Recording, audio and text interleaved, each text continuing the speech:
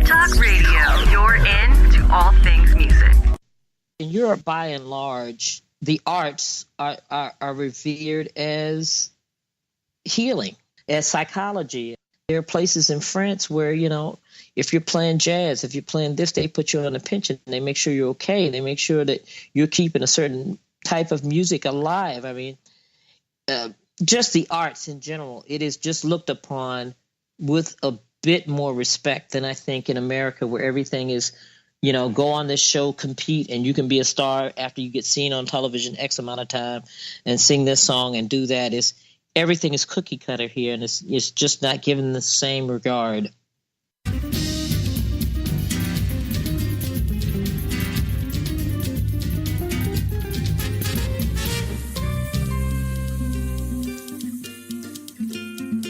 Welcome to Making It with Terry Woolman, the show that explores the secrets, successes, and strategies for making it in the music biz. And now, here's your host, Terry Woolman.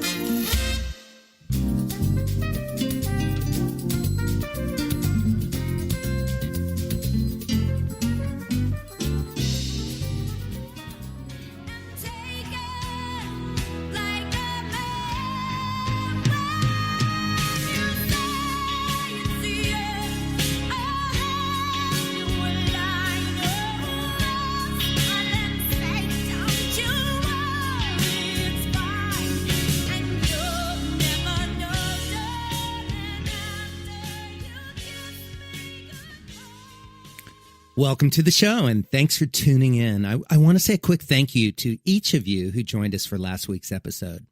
If you didn't get to hear it, you can listen to all of our episodes at entertalkradio.com/makingit or download our app and take us with you. Also, be sure to tune in to hear our upcoming interviews with Broadway's newest star of Hamilton, Donald Webber Jr., choreographer, singer, actress Tony Basil, bassist, recording artist Nathan East, and Italian saxophonist Johnny Vancini, just to name a few of the people that are going to be on our upcoming shows. I'd like to take a moment to also thank the companies that help me sound my best, whether I'm performing live or in the studio recording and producing music. Blue Microphones, Taylor Guitars, Seymour Duncan Pickups, Mesa Boogie Amps, D'Addario Strings and Planet Waves, Motu Digital Performer, IK Multimedia, and Exotic Effects.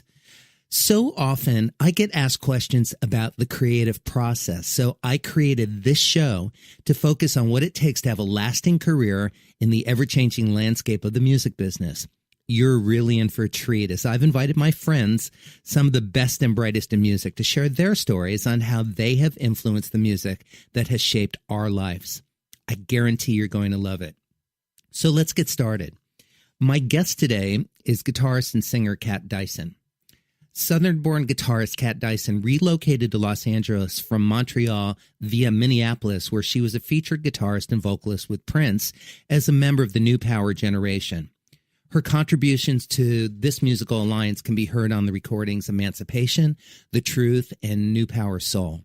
Along the way, she has performed with renowned artists including Cyndi Lauper, Natalie, Ivan Neville, Donny, Osmond, rap artist T.I., Seal, Sheila E., Joy, George Clinton and the P-Funk AllStars, Musique, Soulchild, Phoebe Snow, Rez, the Winans, Mary Mary, Yolanda Adams, Big Mama Thornton, Benny King, Bo Diddley, Odetta, Montreal Jubilation Gospel Choir, Celine Dion, and many others. Her studio work includes sessions for Keb Mo, Ziggy Marley, Sheila E., Dave Stewart, Mick Jagger, Jeff Healey, Jamaican producer Sly and Robbie, Kat Coor of Third World, and Bernie Worrell. Before joining forces with Prince, Miss Dyson was a contributing guitarist and vocalist on the multi-platinum Cyndi Lauper greatest hits album, 12 Deadly Cyns, along with Sisters of Avalon, At Last, and the Body Acoustic. Since 1998, Miss Dyson has also been a fixture on such talk show house bands as The Wayne Brady Show, The Donny and Marie Show, and The Magic Hour with Sheila E. She tours with Italian rock artist Zucchero and is a member of the rock trio Challenge with T.M. Stevens and Cindy Blackman Santana.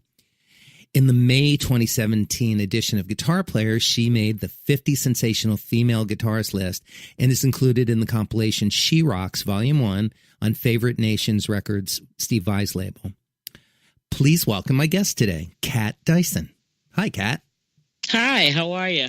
I'm doing wonderful. And you? How have you been? I haven't seen you for a little bit. Oh, I'm actually just getting back in off of the tour from Zucchero, and I am at present in Virginia visiting my family. And you are actually surrounded by Virginians because you have Pat Prescott doing the promo, and she's another Virginian. See, you can't get away from us Virginia girls. You got to watch out for that. Did you know Pat back in the day, or not until you moved out here? No, I did not. I mean, we discovered each other in California, and I'm like, oh my goodness, right? You know, and it was at an event, and it was like, oh, come on, really? So you got to watch out for us. We're everywhere. I'm watching. I see you. So, hey, was Virginia a good place to grow up? Virginia, for me, I mean, anywhere my parents were was a great place to grow up, but I had a very different type of childhood, but I'll say that, you know, at the time, because my home life as far as music was so diverse, because my mother and my father were not musicians at all, but my father was a great lover. I mean, a collector of jazz. And my mother was a great lover of gospel and classical and some jazz. So there was always music playing in the house, and it was always diverse and different. And my mother, because she had a love for literature and for us knowing things, she would, not only let us listen to the music, but give us the stories behind it.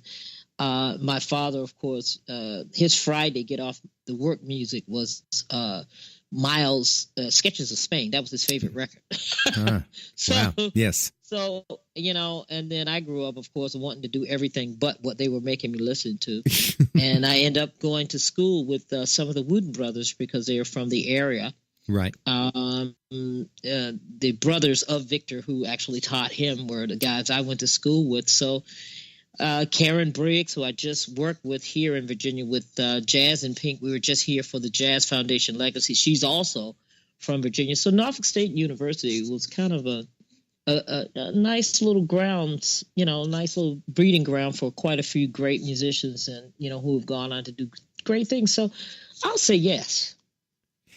And when we're speaking about your family, we're talking about your mom, your dad, and 7 kids. Is that correct? Yep. So you have 4 brothers? I have 4 brothers. 2 sisters. Yeah, and 2 sisters, yes. And where do you fall in the litter? I am the eldest. Ah. What was that like? I was a middle kid. Did you feel a responsibility or a freedom? Well, my mother passed prematurely of an aneurysm at age 34. So I was then tagged as, okay, you're it.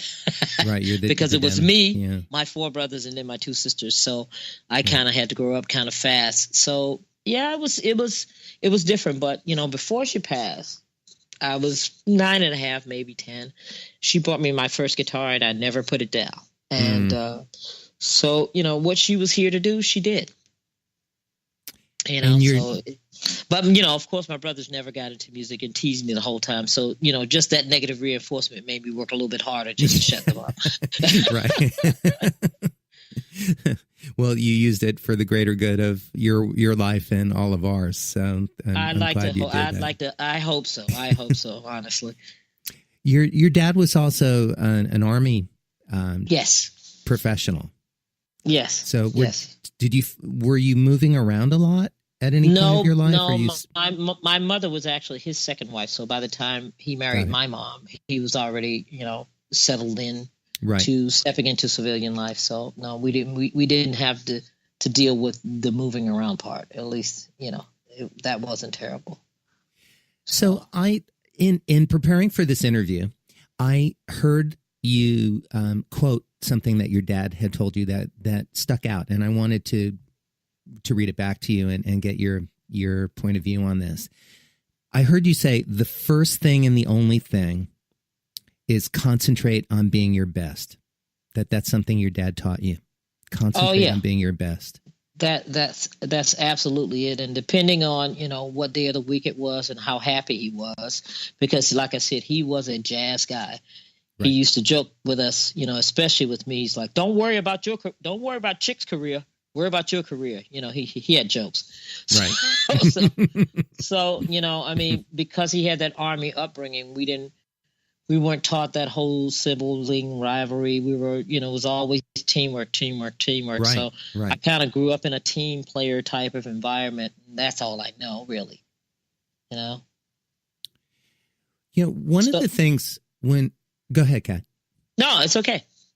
One of the things I think of you as a musician, and as long as I've known you, and even before I knew you, knowing of your music and reputation, the first thing that comes to mind for me is I think of your versatility as a musician and as a guitarist.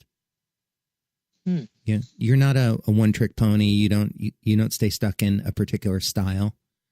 And well, like I said, I think it's because I grew up around so many different styles of music, listening to so much and loving it all. I mean, the minute I picked up a guitar, my mother let me see that my father, went out and bought, records by Odetta live at the Carnegie Hall to let me see a black woman actually doing what I had only seen British acts doing, or what I had only seen guys doing, or what I had seen the nuns at my church, because I grew up Black and Catholic in Bible Belt in the South, Baptist in right. Virginia. So it was all very strange to a lot of other people, but my parents never made it feel strange. So I grew up loving it all. So it was never a big deal. And speaking of an artist like Odetta, who's somebody that you grew up listening to and went on to play with, what was that like? Meeting her? Was it? Meeting her was amazing. Yeah. I was part of the Montreal Jubilation Gospel Choir, and we were doing a big jazz festival in, I think it was Nova Scotia, Halifax, and we were due to sing our own set, and then back up a few vocals. Cissy Houston was there. There were a whole lot of people that were there, and because we were the designated, big gospel choir from Canada that was there, rather than them bringing a whole lot of people, we were singing behind a lot of folks, and we were doing a sound check. And after growing up listening to her, you were doing "Oh Mary, Don't You Weep," which I recorded with that choir, and I did it with the guitar, and I kind of scat a bit, and do a bit. And I had my eyes closed, and when I opened my eyes, she's standing in the church with her arms open wide, ready to give me a hug. Had never met me before. It was just incredible, and we just became friends, buddies. She's always been kind of a muse to me anyway. Sure. So to just meet her and have that happen was just, it was incredible. It was incredible. That sounds incredible, and occasionally we meet people that we have been deeply influenced by who are a disappointment in some way as a person. But most often not. The experiences turn out to be really wonderful and meaningful, and I'm glad to hear that you had that experience with her. Oh yeah, she's great, great, and just worked and gigged until her final days. She was still doing festivals, still doing jobs, still, calling me up. Where are you, little girl? She'd call me. What you doing now, little girl? Introduced me to, Maya Angelou and all these people. And, right. She just, when I was in New York, she just took me under her wing and just said, hey, you got to do this and you got to keep going. You can't ever stop, Yeah. And just to have that, for whatever. Well, those words have weight when they come from somebody like that. Absolutely. Let's talk about your singing. I know that you studied classical voice as well as jazz guitar in college, and yes, clearly you were influenced by your mom, who loved opera and all kinds of vocal music. Yes. Were you studying formal voice lessons at a younger age also, or was that your first formal training? I was involved in all choral music because at the time in the South, I mean, you're a Southern girl, you play piano, you sing. Doing guitar was something that I did, and it was considered rebellious. But my mom was like, "Is that what you want? Well, then that's what I'll get you." But I was singing in choir since I was 4 or 5 years old. The first song I ever sang was Ave Maria, in Latin, because the church, all our services were in Latin. So, and on Saturday, we took Latin and Italian from the nuns. So I was always kind of into languages, and my mother would play Leontine Price and Marian Anderson and, all these others. So, I went through elementary, junior high, and I was the high school choir director, assistant to our teacher. And so, choral music and vocal music was always at the forefront. Guitar was something I did on the side to have fun and make a little money at the little dances in the clubs with the kids. But my main focus as far as my degree was music education with a vocal focus. And once I got to Norfolk State University, Consuela Moorhead, who is Spike Lee's aunt, Bill Lee's sister, was heading the jazz program, and they had an experimental program they were starting called Music and Media, which was music. They couldn't call it a jazz program as such, because they wanted to expand it into recorded music, into pop music, to get kids prepared. I mean, it was Norfolk State University, the local Virginia university. It wasn't the big time, Juilliard or the big time Berkeley or whatever. And the program was just starting. So I was already, my scholarship was for vocal, classical voice. So I was doing both at the time, both degrees at the time. And John Shacklet, who was my guitar teacher, took over. He was the one that took over Wes Montgomery's trio when Wes passed. He was Wes's protege. So you had great mentors around you. Yes. Was I smart enough to get everything I could at the time? I still go back to the old lessons and go, oh, that's what they meant. Right. I find myself doing that as well. Absolutely. Oh, my gosh. We're heading into our first commercial break. Why don't you tell everybody your website and where they can find out more things about you? Kat is CatDyson.com. And because of social media, I have to get in there and just update it a bit. But that is my web address. But, I'm also on Facebook under Kat Dyson. I'm not hiding under an alias. Right. So it's just my name. Just put my name in and you'll find me. Excellent. So please stick around. We're going to be right back after this very short break.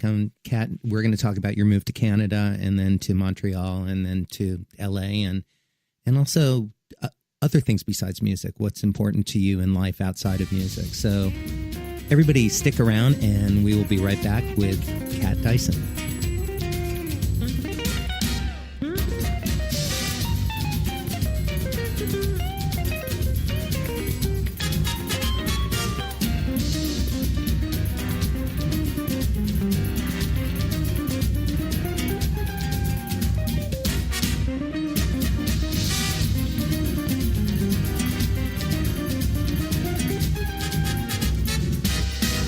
Serious about your music? Are you ready to run with the big dogs? The experts at Pitbull Audio have the gear to get you into the game. From leading manufacturers like Mesa Boogie, Fender, Pioneer, and American Audio. To sound your best, you need the best. Pitbull Audio can deliver in rehearsal, on stage, and into the big time.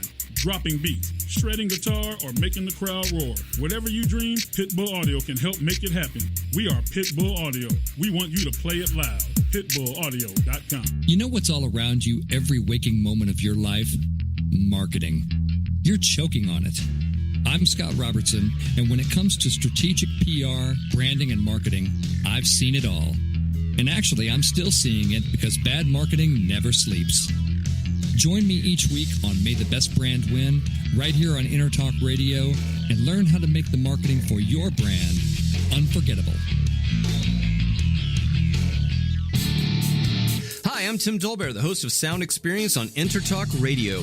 Each week, I talk with top professional audio engineers, producers, musicians, and the manufacturers that make the tools that we use in the studio each and every day.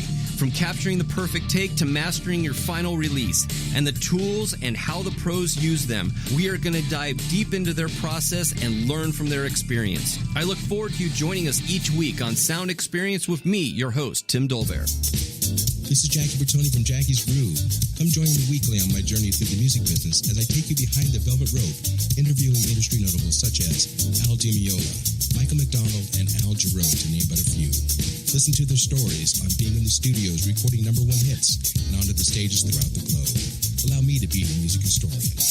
You can hear me live every Monday at 2 p.m. and every Wednesday at 12 noon Pacific Standard Time or 24/7 on jackiesgroove.com. Ready to get your groove on? This is John Carruthers, and you're listening to Making It with Terry Woolman.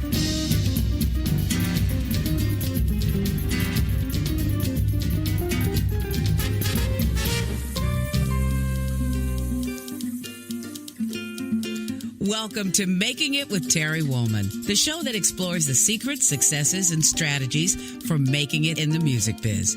And now, here's your host, Terry Woolman.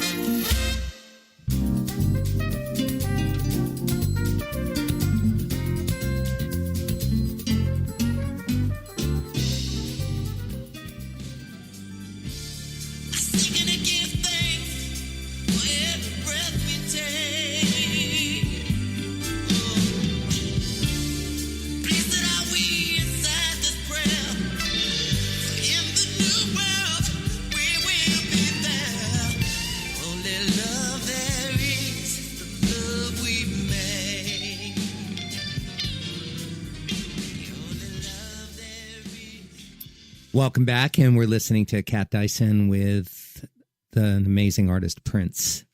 That must have just been an incredible part of your life, Kat, to be in his close circle of friends and family and be able to create music with him. It absolutely was. That particular song is crazy. When I got there and auditioned and made the band, because of a connection with Sheila E, who was actually looking to put an all-girls band together, and it then turned into her sending the tape that I sent her to him. When I got there, he had pretty much finished the album that was to become Emancipation, which was his step away from the industry and to start his own, independent life, his own independence, his own, life with, out using his name, because Warner's had tried to stop him from using his name. And everything was done, and he didn't have to. As a guitar player, I was pretty much there to do the live dates and just to be a support guitar player.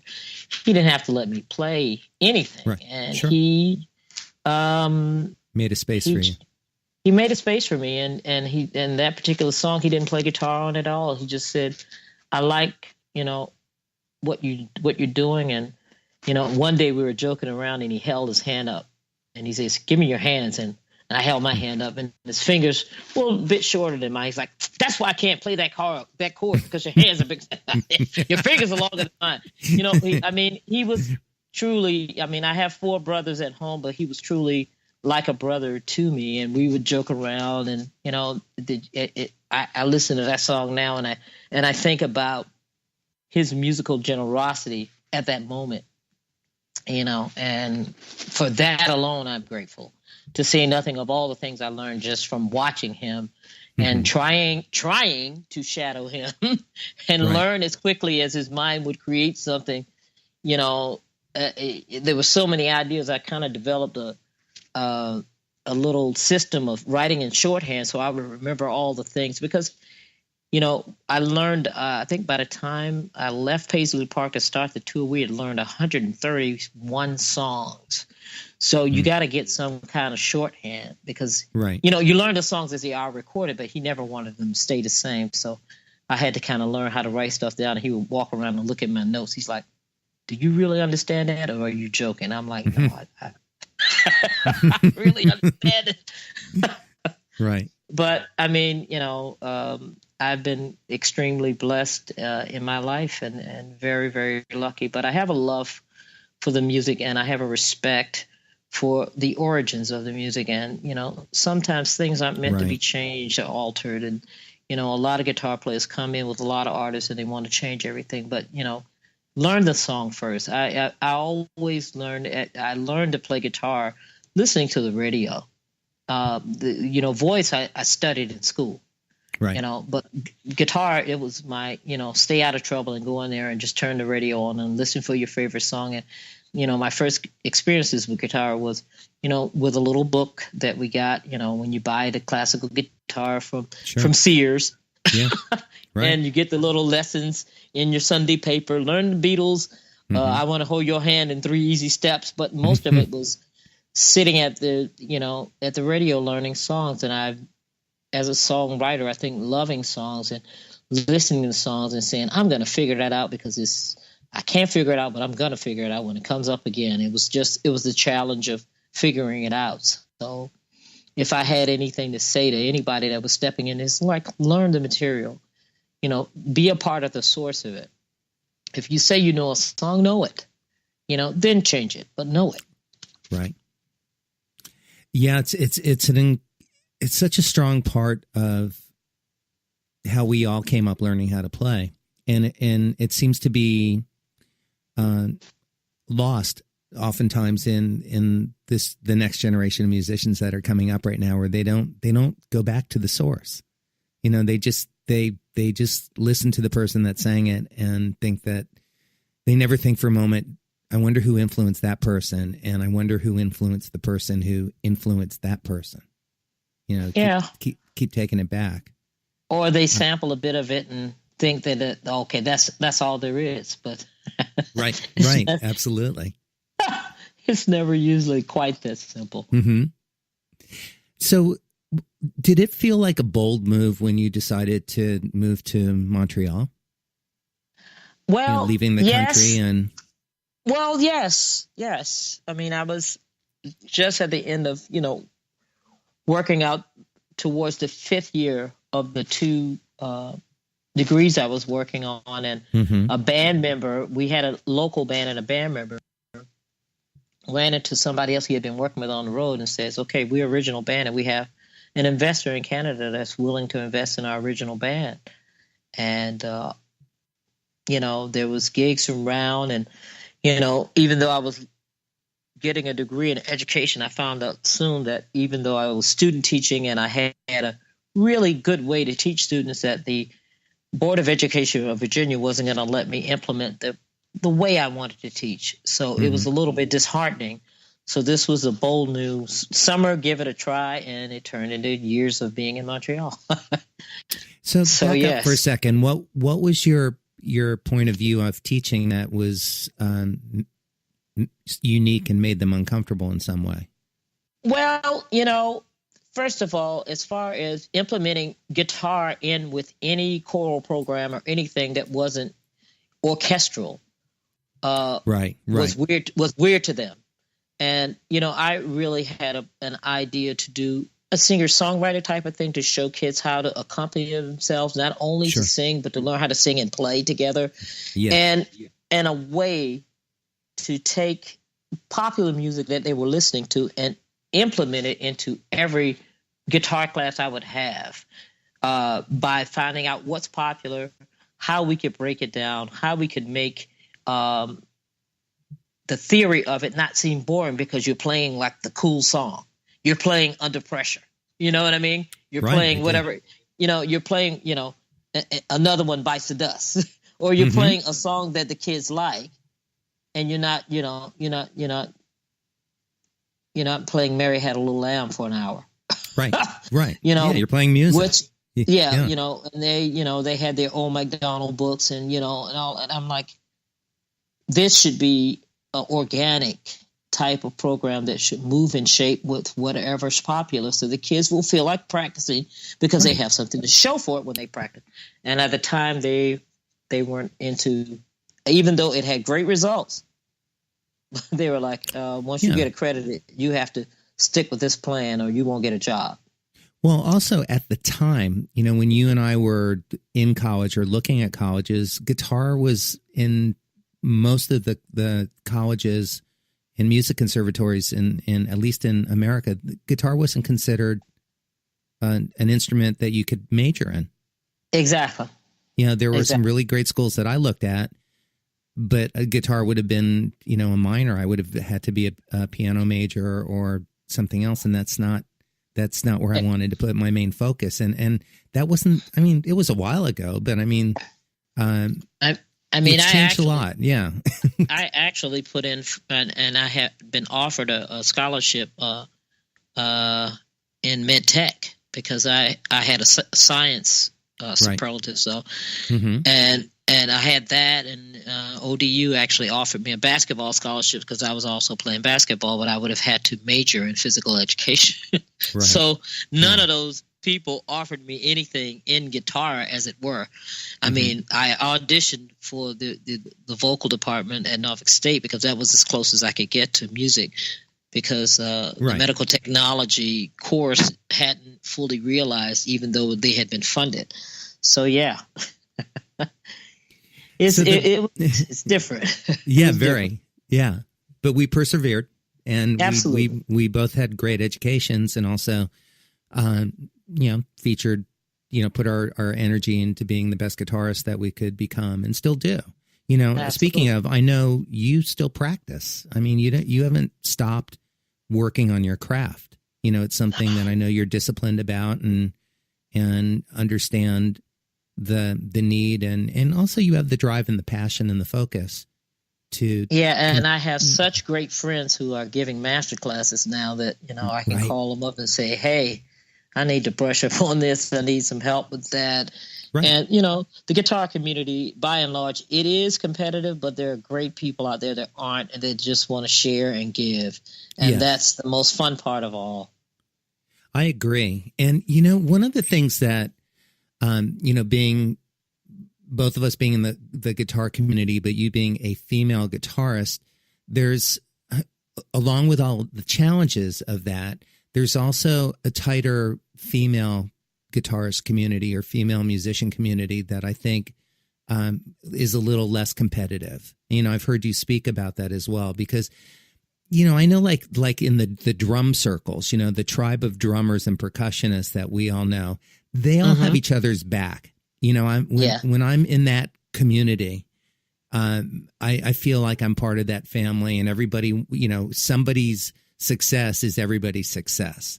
In our guitar community, I find that there's it's more mercenary or even selfish to a certain degree. It's like, it's not very often that guitarists, when they can't do something, go recommend somebody else to do it. They just turn it down. But talk about, I know we were talking briefly about your friend Felicia Collins, who's an East Coast guitarist. But I know just for that example, you have a respectful and encouraging relationship with each other. You're not, Absolutely. If it were not for Felicia, I would not have been with Cyndi Lauper. She and I met when she was out on the road with the Thompson twins, and we became fast friends. And, because I was in Montreal and not far from New York, I used to, flip over, take a train, go see her, go visit each other, and the opportunity came when she got the Letterman show. Cyndi was looking. I went down and auditioned. She helped me and told me, hey, prepare these songs, and she likes it this way, and blah, blah, blah. And, and when I couldn't do things in Montreal, she would come up and sub for me. it wasn't even a thing. We were like sisters. So, I have her to thank in a large debt of gratitude for sure. And, it never was a thing about anything. We were alike in so many ways. I had twin brothers. She has twin brothers. We used to laugh about that all the time. It's like, okay, if we were sisters, we really were sisters. Her mom is everybody's mom because she's so encouraging. So, and there are some guitar players, in LA that, you know, I have that kind of bond with, and, you know, and if, you know, Fred Clark and Myron McKinney and you, and, you know, quite a few cats. But because of MI and GI, God bless those schools, but they're kind of turning out guitar players like, you know, like McDonald's turns out hamburgers. I mean, there's there's more guitar players per capita in LA now than what I'm told is Nashville, Barcelona, and somewhere else combined. There's more guitar players in LA now than any of those places, which is kind of scary. Yeah. It's kind of scary. You know? Right. So it's like, okay, so much for that. But, you know, that's how it goes. And then, you know, this country, you know, because guitar is kind of user friendly, they kind of give that, you too can play guitar in 5 easy lessons, you know, one of those 3 or 4 o'clock in the morning things. And, you know, it's not revered as it is in some other places, some other countries, you know. Well, just musicianship in general. You know? Sure. I mean, you are definitely a world traveler and spend a lot of time in Europe as well as other countries. Where do you feel the guitar is more of a revered instrument, or that perhaps you're treated more respectfully as a musician and possibly as a female musician, or just in Europe by and large, the arts are revered as healing.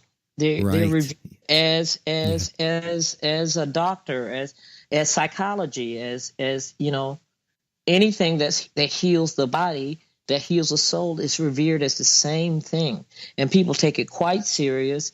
And you know, I mean, there are places in France where, you know, if you're playing jazz, if you're playing this, they put you on a pension. They make sure you're okay. They make sure that you're keeping a certain type of music alive. I mean, just the arts in general, it is just looked upon with a bit more respect than I think in America, where everything is, you know, go on this show, compete, and you can be a star after you get seen on television X amount of time and sing this song and do that. Everything is cookie cutter here, and it's just not given the same regard. Right. Not to mention an administration that is not very pro art. Oh, well, that's a whole nother can of worms there, brother. It sure is. But you know, I have to acknowledge it. You know, because it's hard enough. Absolutely. You know, but yeah, you know, when you go to Europe, I mean, there's a deeper sense of history. You know, when you're walking through Rome and you see something that was built before Christ was alive, there's a different point of view. You're surrounded by the power of art and culture. So absolutely. I mean, you know, Zucchero begins and ends every tour that I've been in with him. And the Arena di Verona in Verona, which is where they do all the big opera pieces. I mean, with full props. I'm talking the Trojan horse is the size of what the Trojan horse would be. It's a huge stage, and he begins and ends all of his tours there because they usually start around his birthday in September. I need to cut you off. We're heading into our next commercial break. I'm here with Kat Dyson, and we will be right back with more stories about life, music, and travel. Stick around.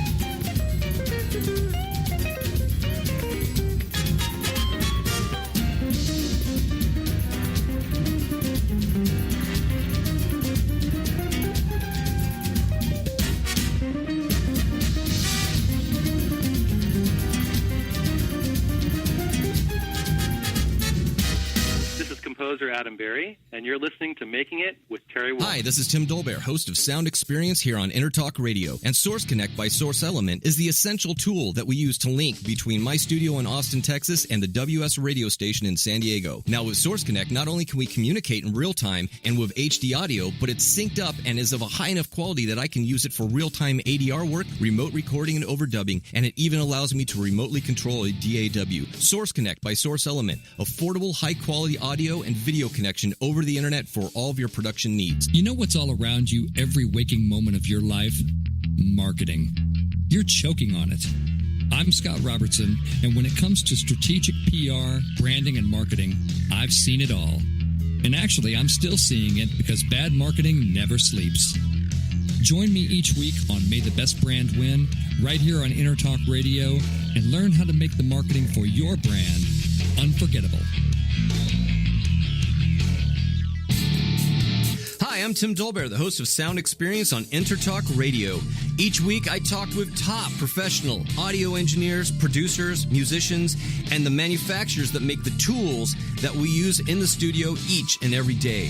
From capturing the perfect take to mastering your final release, and the tools and how the pros use them, we are going to dive deep into their process and learn from their experience. I look forward to you joining us each week on Sound Experience with me, your host, Tim Dolbear. Are you serious about your music? Are you ready to run with the big dogs? The experts at Pitbull Audio have the gear to get you into the game. From leading manufacturers like Mesa Boogie, Fender, Pioneer, and American Audio. To sound your best, you need the best. Pitbull Audio can deliver in rehearsal, on stage, and into the big time.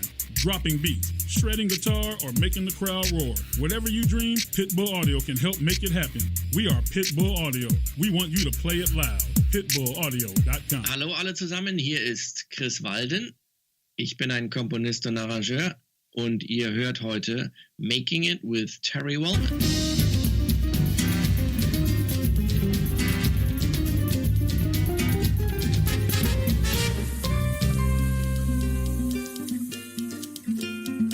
Welcome to Making It with Terry Wollman, the show that explores the secrets, successes, and strategies for making it in the music biz. And now, here's your host, Terry Wollman.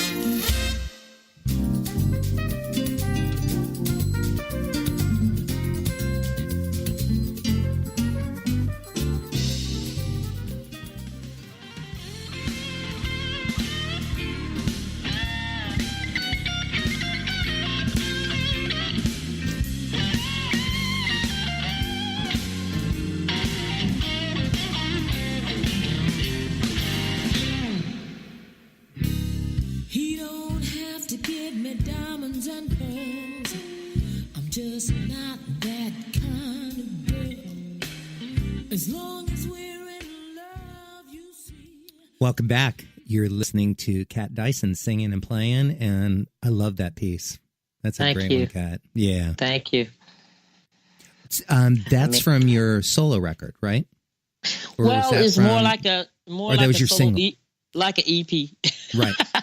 and it was also featured on Steve's labels thing as well. But you know, when I got to LA and I got the call from Sheila from Paisley after I had finished doing a couple of tours with Prince, and you know, we got in and we started doing that television show. You know how relentless that is. So yes, I said, okay, I'm going to finish this. And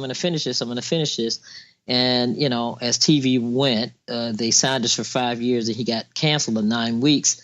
And then I was like, I got to finish this thing, or at least put it out so I have something, you know, to show. At this point right now, it is available on Amazon, but it was only a 4 or 5 song EP. So I have yet to do a full-fledged record, and I have so many friends and folks ask me, when are you going to do? What are you going to do? How are you going to do? But all those things, of course, require time and money coming together. Yeah, they do. Which doesn't always happen at the same time. Oh my God! It's usually we have one or the other. Exactly. So you know, and never both. So, but you know, whenever I have a little something to say, I try to get it said, and that's it. Can listeners find that on iTunes as well, or is it just Amazon? It's basically Amazon. Okay. At this point. Okay. And I want to be one of those people that keeps encouraging or cheerleading you to go make that Kat Dyson record. I want to hear it. I want to do and we can talk about this more. I need a couple of Terry songs. I need some songs from my friends. I think you got it. You know, yeah. I'm good at collaborations. I'm a team player. I've always been that from my youth, and I do better. I mean, even that record at the time was called Color Commentary because you know the real players were the folks that played with me, and I was just commentating on what they had to say. So that's what I think my role is. You know, I had some great folks playing on. Rhonda Smith is playing bass on that, and you know, Kenny Pearson, who's played organ with Janis Joplin, with the original, the band, and, Right. just had some, J.D. Blair from Shania Twain, great drummer out of, just great players, Yeah. Well, we'll talk about that more after the show, because I want to, let me just tell our listeners, I'm going to talk Kat into making a full record. This is going to happen. and I'm going to see you to the finish line on that, because I just want to, I want to hear that record selfishly. From your mouth to God's ears. I'm going to help make that happen. We're going to figure it out. Right. Okay. And so let's talk about golf for a second. I didn't know that you played golf, and I'm wondering what it is about that sport that interests you. And I use the word sport tentatively because I know it's a highly skilled game. Until Tiger Woods entered the game, I didn't really know of any other players that treated it so much as an athletic endeavor, with him training physically. But what's golf like for you? Well, my love of golf came from a very, very selfish place. When my mother passed, my father was widowed to 7 children at 40 years old. So, and my brothers I love my brothers, but they were knuckleheads. Right. They took over the television. You couldn't do, until my dad came home, I had to watch what they watched, did what they do. And when my father had Sundays off and he would put on golf, that was the only time I got to sit with my dad, because my brothers hated golf. So that was my one-on-one time with my dad. And he loved the game, though when he was a young man in Virginia, blacks couldn't even be on the course unless they were shining somebody's shoes, shining somebody's clubs, or, working as a caddy. So he loved the game, and it was a quiet time that I got to be with him. So, as time went on and I started touring with folks that golfed, I said, Dad, I'm learning how to play golf. He's like, oh, well, that's good. So I kind of did it for him. Yeah. And he passed in 2000. He passed in 2004, and I got a little bit more serious about it because before he passed, I got a chance to play with Prince in Phoenix, and Tiger Woods came to the show, and I got to take a picture with Tiger. Now, my dad didn't really care for Prince because he was a jazz guy. He said, oh, that's the guy that sounds like a girl. No, I don't know. He didn't really care for him. Right. But he dug the fact that I got to meet Tiger because of him. Wow. And that we did, the Tonight Show, and I got to meet Magic Johnson and all these sports guys. Right. He's like, well, he's getting you the good gigs because you're meeting the good guys. And I'm like, okay, Dad. So it started out with just a daughter trying to hang with her dad. And then it kind of turned into a trip. And I'm like, okay, if I'm going to get out here and do it, at least I got to be able to do it at least enough to get, to play, to really kind of get into it. And, but I played basketball and I played all the other sports, and I ended up injuring myself chasing Cyndi Lauper around on the stage in Australia. And I injured my knee to the point that I couldn't do the basketball again. But the guy says, hey, you can still play golf. So that's my outdoor sport now. So, yeah. That's great. Yeah. And it's easy or relatively easy to pick up games wherever you are in the world. Yeah. I mean, if I have the time, see, that's the thing. Sure. Getting the time to do it. You either got to get up early at the crack of dawn. When we were out with Cyndi Lauper and she was opening for Cher,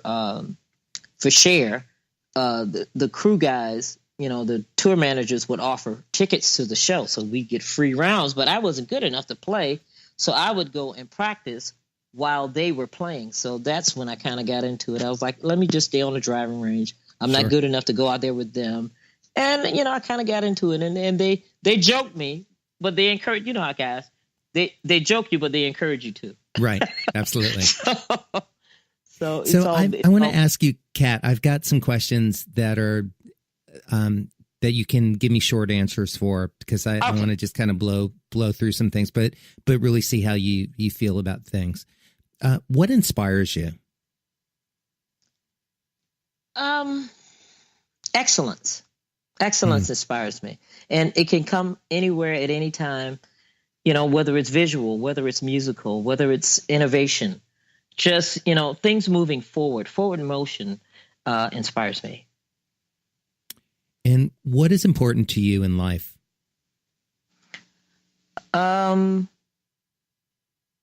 Peace of mind, I would say. You know, the ability to take a moment and get into your own thoughts and not be so surrounded by the peripheral of life. You know, I think people miss their whole potential because they're so caught up in the gerbil wheel of life, of being, you know, so busy running after this to get to that they don't even see what it is they love. You know, I mean, Oprah, you know, made a great comment like, you know, if you can be fed by your passion, you will never starve. Some people never get to know what their passion is. Right. You know, because they're busy, you know, caught in that gerbil wheel of you got to do this so you'll look like this to that guy. And it's like, you know, you don't find your full potential because you're so busy competing to be somebody's idea of what you are. Right. Do you have a favorite place in the world? Oh, I have a lot of favorite places in the world. That's not a short question. Okay. That's not a short question. I have a lot of favorite places in the world. I can imagine. I go to where my bones feel good. My bones feel good in Jamaica. My bones feel good in Sicily. My bones feel good in Canada. You know, my bones feel good in California. I mean, you know, Hawaii is a magical place. I mean, it depends on the time, the mood, and how much time I have, you know. Right. New York, my bones feel good, even though it's a different energy. It depends on what's happening. Do you still enjoy traveling? Absolutely. Me too. Absolutely. Let's talk about music. What disappoints you in music these days? And also, what do you see that gives you hope? Well, I mean, good songs or the lack thereof, and, you know, cookie cutter patterns, but that has always been. Right. But it just seems to be a lot more of that now, and a lot more money and a lot more exploitation of, you know, a mediocre theory, you know, of what music is. And I'm just waiting for, you know, the media at large, because there's no longer really a record business as we were. But for the media at large to stop thinking that people are just gonna just fall for anything by, you know, constantly throwing things at us and saying this is good when everybody knows it's not. Right. So, you know, I don't like it when the media just tries to dumb down the public with rhetoric, because people know what's good and what's not. I mean, there's always going to be fads. There's always going to be kids trying to make things easier. There's always going to be a section of hip hop that I don't, you know, get or understand. Yeah. But there's always going to be a part of hip hop that I love.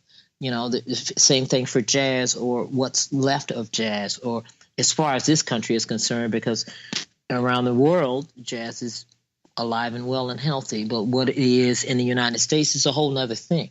Mm-hmm. So, you know, it's almost like we have to fight to keep, you know, one of the true American art forms relevant, which is a sad thing. You know. Absolutely. I want to geek out with you for a minute. Do you have a favorite guitar, a favorite electric, or a favorite acoustic? Well, my go-to electric has been for a while my PRS. Paul Reed Smith made me a 24 fret years ago when I started with Cyndi opening for Cher, and it's been my go-to for a long time. I recently bought a Chet Atkins Gretsch that I just love. Mm-hmm. It depends on, like I said, what it is I'm doing, what it is I'm trying to accomplish. Every guitar has a personality for me, you know, a tone, you know, a thing about it. This beautiful Dusendorfer with these, you know, P90s on it that I got. Sure. German guitar is just, it's doing things that I didn't expect it to do. And, right, I've got you know, tone-wise. I'm a bit of a tone freak, so. Yeah, that's a good thing. Tube amp distortion or pedal? Do you have a preference? Or it depends? You know, I have been with Hughes and Kettner for years using their tube amp, and Thomas Blug, who was the creative mind for them when I started with them in 2004, came up with a crazy idea called Amp One Blue Guitar, which is an amp that fits, that's the size of an iPad. That's 100 watts, and it has micro tubes. And 2 years ago, when he came out with the prototype, I had to do the She Rock Awards with my band that did we're the house band called Rock Sugar. And Jennifer Batten pulls this thing out of her purse, and I'm not kidding, pulls it out of her purse, plugs it into two 412 Marshall cabs, and blows the roof off of the ballroom. Okay. And I'm like, I want that. Where did you get it? And I don't have to break my back to have 100 watts. I want that. Yeah. And it turns out that he came up with it, and Hughes and Kettner didn't take him serious. So he, as a, just a guitar player that does gigs, got some financing together and put it out on himself. And now he's winning all these awards, for best tone, carry, best value. He's winning all these awards with it. Fantastic. And it's. I mean, I'm telling you, you can put it in a rollaway. You just get to the gig and get a speaker cabinet, and you're off. You're off to go. So I love it, and a lot of friends of mine are loving it. But I mean, I have vintage amps for days. It depends on what I'm doing. But sure, you're asking me what I'm using mainly, and for travel, when you want the consistency as you travel, it's great. Yeah. We've got 2 minutes left, and I want to end with a closing question that I ask all of my guests. At this point of your life, Kat, with everything that you know to be true, what would you tell your younger self? Wow. Well, I mean, it's going to sound really like dopey, but practice more. Yeah. Practice more. Right. Practice more. I mean, there's always more to learn. Practice more. I never have enough hours in the day. I mean, when you're doing music to live and survive, and, you're learning music, but, I mean, and you're practicing because you're learning, and you integrate that in, but to just have more shed time, without a specific goal in mind. Well, I guess I maybe wander more in my practice, to be a bit more free and floating, because I always practice with purposeful things. And sometimes the free float is where you write more, Right. So if I had more time to do that, I guess I would have made more time to do that. And I'm still struggling to make more time to do that. as am I every day. Oh, yeah. Is how can I have the guitar in my hands for as many hours as possible? And it's a daily struggle. Exactly. And goal.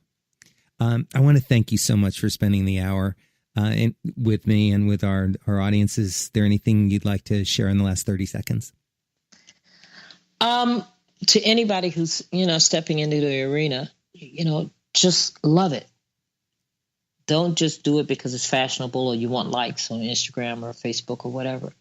But love your instrument, and, the love you have for it and the love you give to it will shine through any audition, anybody dressed in any porn infection. Just step in there and own it and love it. That's it. You gotta put your heart into something. That's perfect. Thank you. The packaging is fine, but you gotta put your heart in it. Thanks, everybody. Thank you, Kat Dyson, and we'll see you all next week. Have a great week. Thank you. Bye-bye. Thank you.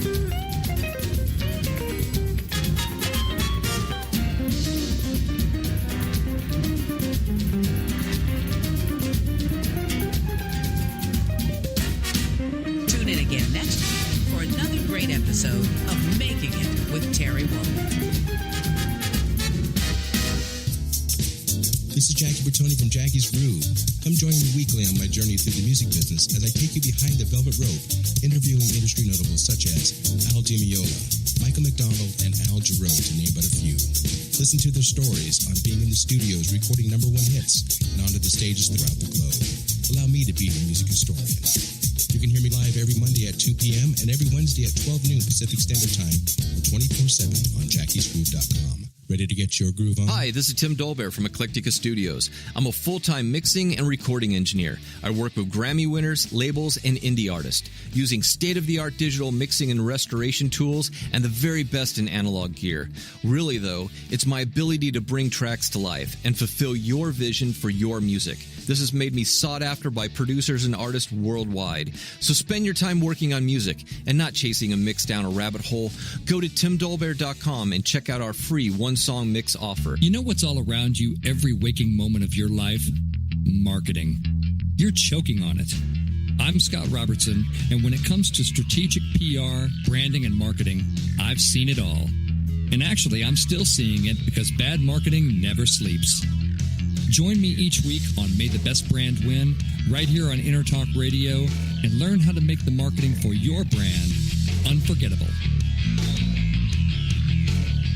Are you serious about your music? Are you ready to run with the big dogs? The experts at Pitbull Audio have the gear to get you into the game. From leading manufacturers like Mesa Boogie, Fender, Pioneer, and American Audio. To sound your best, you need the best. Pitbull Audio can deliver in rehearsal, on stage, and into the big time. Dropping beats, shredding guitar, or making the crowd roar. Whatever you dream, Pitbull Audio can help make it happen. We are Pitbull Audio. We want you to play it loud. PitbullAudio.com.